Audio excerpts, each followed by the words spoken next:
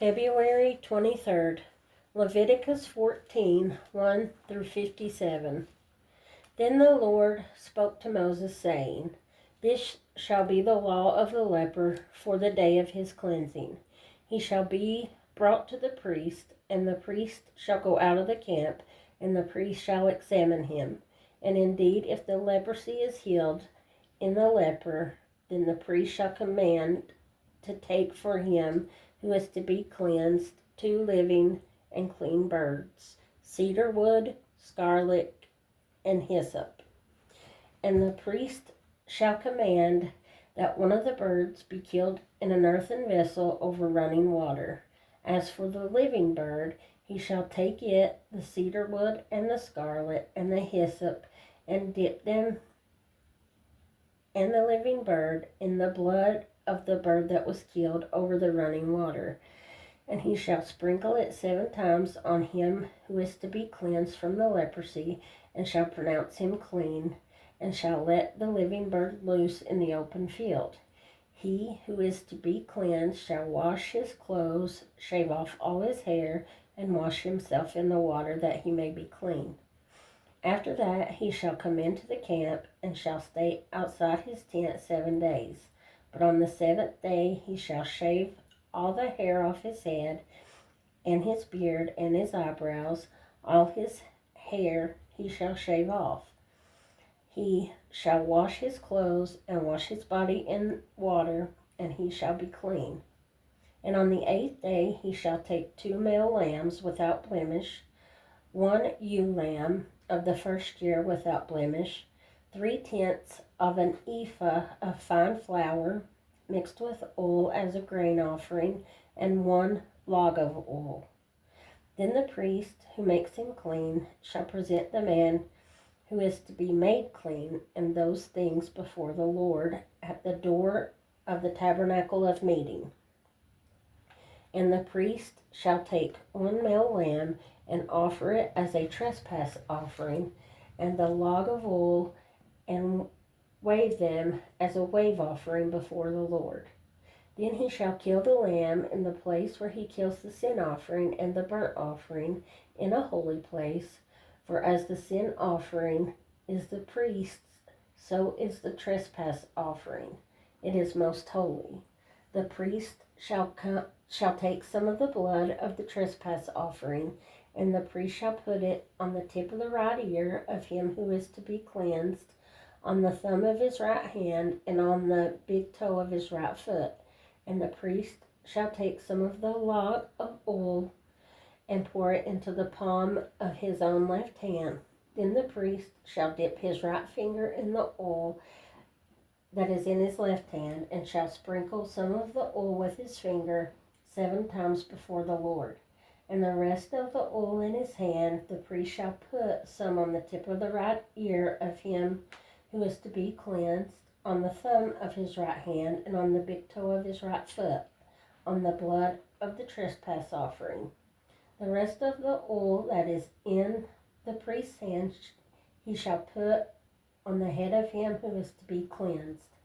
So the priest shall make atonement for him before the Lord. Then the priest shall offer the sin offering, and make atonement for him who is to be cleansed from his uncleanliness. Afterward he shall kill the burnt offering, and the priest shall offer the burnt offering and the grain offering on the altar. So the priest shall make atonement for him, and he shall be clean. But if he is poor and cannot afford it, then he shall take 1 male lamb as a trespass offering to be waved, to make atonement for him, 1/10 of an ephah of fine flour mixed with oil, and a grain offering, a log of oil, and 2 turtle doves or 2 young pigeons, such as he is able to afford. One shall be a sin offering, and the other a burnt offering. He shall bring them to the priest on the 8th day for his cleansing, to the door of the tabernacle of meeting before the Lord. And the priest shall take the lamb of the trespass offering and the log of oil, and the priest shall wave them as a wave offering before the Lord. Then he shall kill the lamb of the trespass offering, and the priest shall take some of the blood of the trespass offering, put it on the tip of the right ear of him who is to be cleansed, on the thumb of his right hand, and on the big toe of his right foot. And the priest shall pour some of the oil into the palm of his own left hand. Then the priest shall sprinkle with his right finger some of the oil that is in his left hand 7 times before the Lord. And the priest shall put some of the oil that is in his hand on the tip of the right ear of him who is to be cleansed, on the thumb of the right hand, and on the big toe of his right foot, on the place of the blood of the trespass offering. The rest of the oil that is in the priest's hand he shall put on the head of him who is to be cleansed, to make atonement for him before the Lord. And he shall offer one of the turtle doves or young pigeons, such as he can afford, such as he is able to afford, the one as a sin offering and the other as a burnt offering with the grain offering. So the priest shall make atonement for him who is to be cleansed before the Lord. This is the law for one who has a leopard or sore, who cannot afford the usual cleansing. And the Lord spoke to Moses and Aaron, saying, when you have come into the land of Canaan, which I give you as a possession, and I put a leprous plague in a house in the land of your possession, and he who owns the house comes and tells the priest, saying, it seems to me there is a plague in the house, then the priest shall command that they empty the house before the priest goes in to examine the plague, that all that is in a house may not be made unclean. And afterward the priest shall go in to examine the house, and he shall examine the plague, and if indeed the plague is on the walls of the house, with ingrained streaks, greenish or reddish, which appear to be deep in the wall, then the priest shall go out of the house to the door of the house, and shut up the house 7 days. And the priest shall come again on the 7th day and look. And indeed, if the plague has spread on the walls of the house, then the priest shall command that they take away the stones in which is the plague, and they shall cast them into an unclean place outside the city. And he shall cause the house to be scraped inside all around, and the dust that they scrape off shall pour out in an unclean place outside the city. Then they shall take other stones and put them in the place of those stones, and he shall take other mortar and plaster the house. Now if the plague comes back and breaks out in the house after he has taken away the stones, after he has scraped the house, and after it is plastered, then the priest shall come and look. And indeed, if the plague has spread in the house, it is an active leprosy in the house, it is unclean. And he shall break down the house, its stones, its timber, and all the plaster of the house, and he shall carry them outside the city to an unclean place. Moreover, he who goes into the house at all while it is shut up shall be unclean until evening.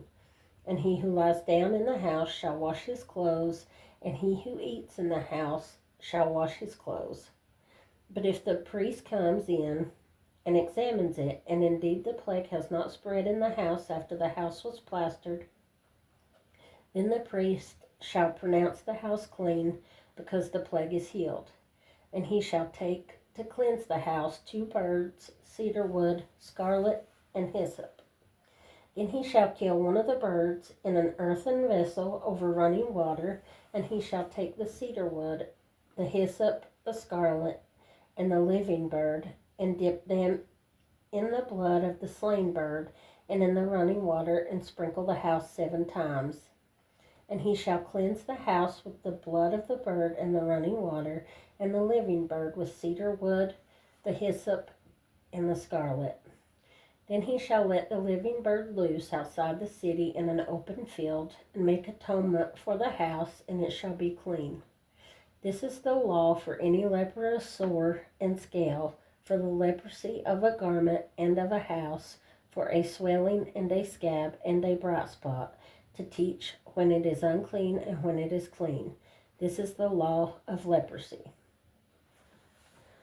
Mark 6:30 through 56. Then the apostles gathered to Jesus and told him all the things, both what they had done and what they had taught. And he said to them, "Come aside by yourselves to a deserted place and rest a while." For there were many coming and going, and they did not even have time to eat. So they departed to a deserted place in the boats by themselves. But the multitude saw them departing, and many knew him and ran there on foot from all cities. They arrived before them and came together to him. And Jesus, when he came out, saw a great multitude and was moved with compassion for them, because they were like sheep having not a shepherd. So he began teaching them many things. When the day was now far spent, his disciples came to him and said, "This is a deserted place, and already the hour is late. Send them away, that they may go into the surrounding country and villages and buy themselves bread, for they have nothing to eat." But he answered and said to them, "You give them something to eat." And they said to him, "Shall we go buy 200 denarii worth of bread and give them something to eat?" But he said to them, "How many loaves do you have? Go and see." And when they found out, they said, 5 and 2 fish. Then he commanded them to make them all sit down in groups on the green grass. So they sat down in ranks in hundreds and fifties.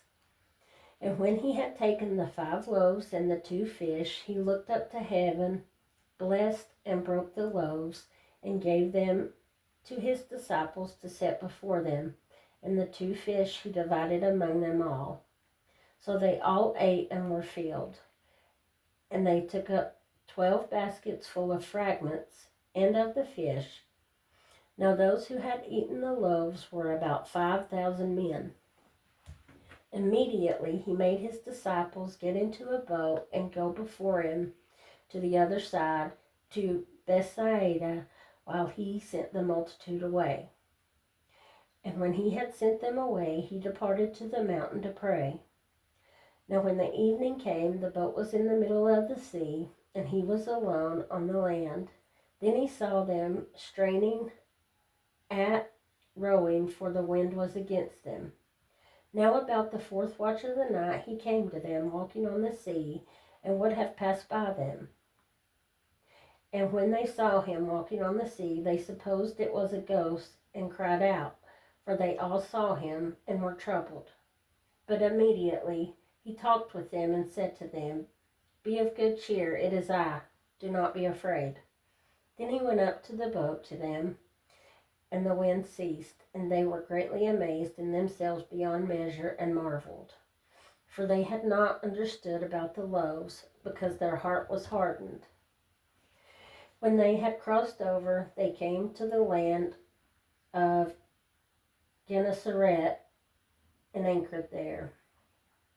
And when they came out of the boat, immediately the people recognized him, ran through that whole surrounding region, and began to carry about on beds those who were sick to wherever they heard he was. Wherever he entered into villages, cities, or the country, they laid the sick in the marketplaces and begged him that they might just touch the hem of his garment. And as many as touched him were made well. Psalm 40, 1 through 10. I waited patiently for the Lord, and he inclined to me and heard my cry. He also brought me up out of a horrible pit, out of the miry clay, and set my feet upon a rock, and established my steps.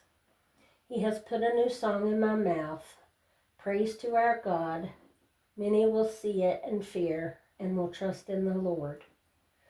Blessed is the man who makes the Lord his trust, and does not respect the proud, nor such as turn aside to lies. Many, O Lord my God, are your wonderful works, which you have done, and your thoughts toward us cannot be recounted to you in order. If I would declare and speak of them, they are more than can be numbered. Sacrifice and offering you did not desire, my ears you have opened. Burnt offering and sin offering you did not require. Then I said, Behold, I come. In the scroll of the book it is written of me. I delight to do your will, O my God, and your law is within my heart. I have proclaimed the good news of righteousness in the great assembly. Indeed, I do not restrain my lips. O Lord, you yourself know. I have not hidden your righteousness within my heart. I have declared your faithfulness and your salvation. I have not concealed your loving kindness and your truth from the great assembly. Proverbs 10, 11, and 12. The mouth of the righteous is a well of life, but violence covers the mouth of the wicked. Hatred stirs up strife, but love covers all sins.